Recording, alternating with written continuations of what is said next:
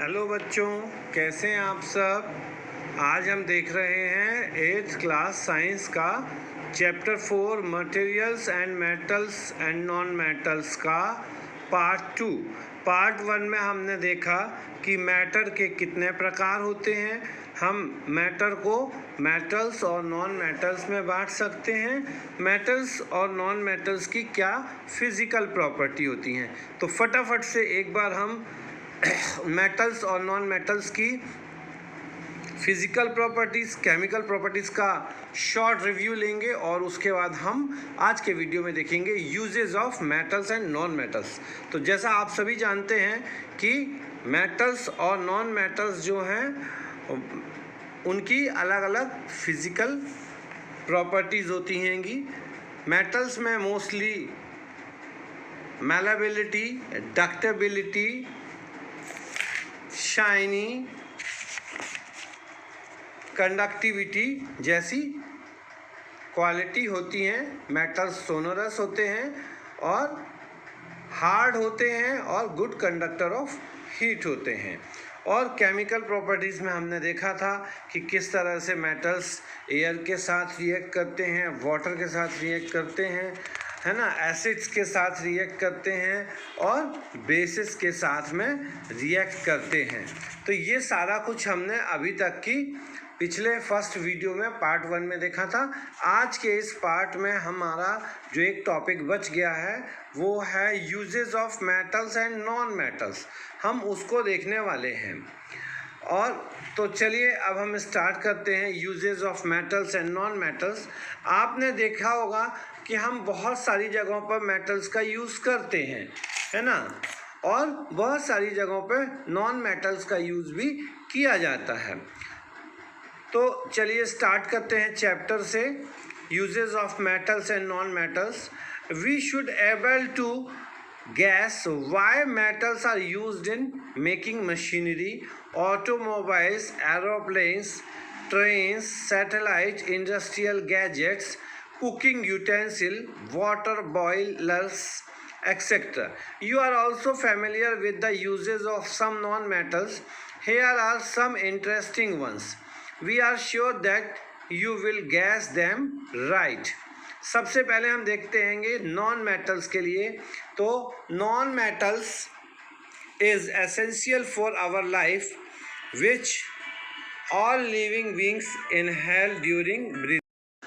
तो बच्चों, non metal में क्या होता है कि जैसे हमारे रूटीन में ऐसे बहुत सारे कंपाउंड्स होते हैं जो नॉन मेटल होते हैं और गैसियस फॉर्म में होते हैं और हम उनको अपनी लाइफ में बहुत ज़रूरी पार्ट के रूप में यूज़ कर पाते हैं।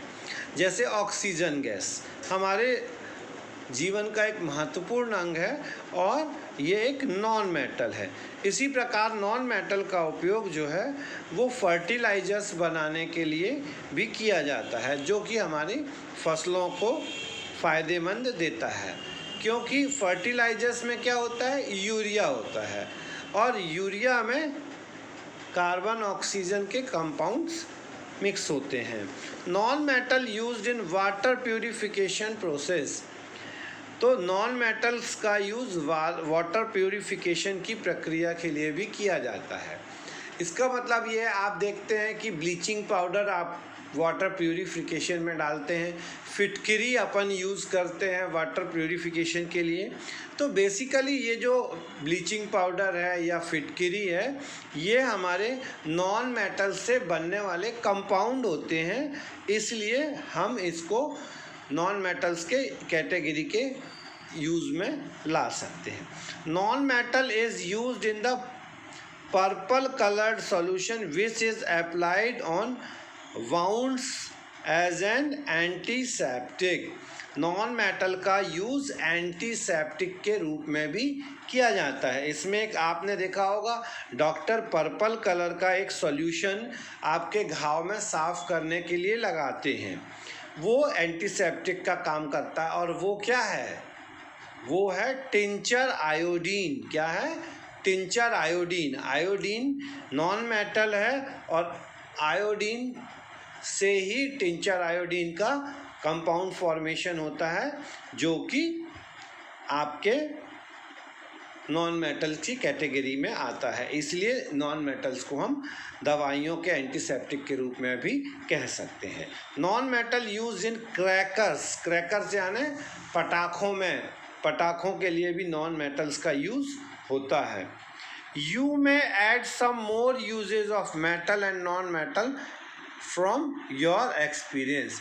आप अपने अंदाज से भी नॉन मेटल्स और मेटल्स के यूजेस को अपने लाइफ में ऐड कर सकते हैं। मेटल्स का यूज़ तो आपने देखा, मेटल्स का यूज़ तो हर जगह किया जाता है ना। गोल्ड का यूज़, सिल्वर का यूज़, कॉपर का यूज़, इन सभी चीज़ों का यूज़ हम मेटल के रूप में करते हैं। मोस्टली मेटल से ही एसिड्स भी बनते हैंगे, बेसिक्स भी बनते हैं, सॉल्ट बनते हैं। तो मेटल्स और नॉन मेटल्स का यूज़ हम अपनी डेली लाइफ में करते रहते हैं। इसके बाद आज के इस पूरे वीडियो में हमने देखा, जो पार्ट 1 और पार्ट 2 में मिला करके आपने पढ़ा कि एटम्स क्या होते हैं, कंडक्टर क्या होते हैं, डिस्प्लेसमेंट रिएक्शन क्या होता है, डक्टिलिटी क्या होती है, एलिमेंट्स क्या होते हैं, हार्डनेस, मैलेबिलिटी, उसके बाद में सोनोरस साउंड। तो ये आपने देखे। तो इस पूरी तरह से अब हम इसकी कुछ एक्सरसाइज पे डिस्कस करने जा रहे हैं ताकि आप लोग इसको आसानी से कर सकें। Which of the following can be beaten into thin sheet? किसको आप थिन शीट में बदल सकते हैं? फॉस्फोरस को नो, सल्फर को नो, ऑक्सीजन को नो। इसका मतलब है जिंक एक ऐसी चीज़ है जिसको हम थिन शीट में बदल सकते हैं। इसके बाद है which of the following statement is correct, यानी कौन सा स्टेटमेंट सही है और कौन सा गलत। All metals are ductile, wrong. All non metals are ductile, ये भी wrong. Generally metals are ductile, right. Some non metals are ductile, right. इसके बाद अगला है fill in the blanks. Phosphorus is very reactive non metal. Phosphorus is very reactive non-metal. Non-metals are blank conductor of heat and blank. Non-metals are good conductor of heat and electricity. Iron is a blank reactive than copper, more reactive than copper. Metal react with acid and produce hydrogen gas H2. State true and false. Make true. Generally non-metals react with acid, right. Sodium is very reactive metal, right. Copper displace zinc and zinc sulfate solution, right. Coal can be drawn into wires, wrong. इसके बाद में आपको क्या करना है, इनकी properties, metals की properties इसके बेसिस पे लिखना है कि डक्टाइल होगा, अपीयरेंस कैसा होगा मेटल्स का, shiny and dull, hardness, hard and soft, malleability, malleable and non-malleable, ductility, ductable and non-ductable, heat conduction, yes or no, and conduction of electricity, yes, good or bad, ठीक है। इसके बाद give reasons को आप अपने आप से करेंगे और बाकी की यदि आपके लिए कोई डाउट्स हैं, मैच पेयर्स भी आप स्वयं करेंगे और व्हाट हैपन व्हेन, इनको भी आप स्वयं करेंगे। तो इस प्रकार से, और यदि आपको कोई डाउट है तो हम इसके सॉल्यूशंस जो है आपको अगली क्लास में बना करके भेज देंगे।